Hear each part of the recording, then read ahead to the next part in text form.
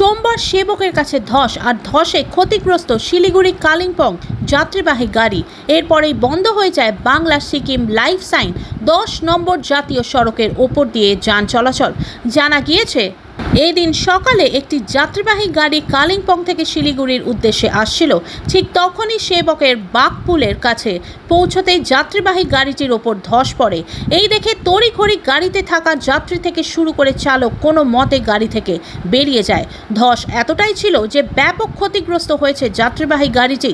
এই দেখে তড়িঘড়ি স্থানীয়রা খবর দেয় পুলিশ প্রশাসনকে। খবর পেয়ে ঘটনাস্থলে ছুটে যায় সেবক ফাঁড়ির পুলিশ ও প্রশাসনিক আধিকারিকরা। পুলিশ সূত্রে খবর, ধসের কারণে ক্ষতিগ্রস্ত হয়েছে যাত্রীবাহী গাড়িটি। তবে এই ঘটনায় কোনো হতাহতের খবর নেই বললেই চলে। ধস সরানোর কাজ ইতিমধ্যেই শুরু হয়েছে। দ্রুত যান চলাচল স্বাভাবিক করা হবে।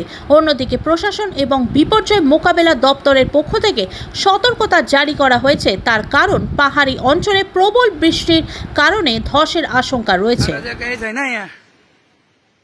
बाटो छैन, नआउनु होला है, डल्लै खतम भएको छ।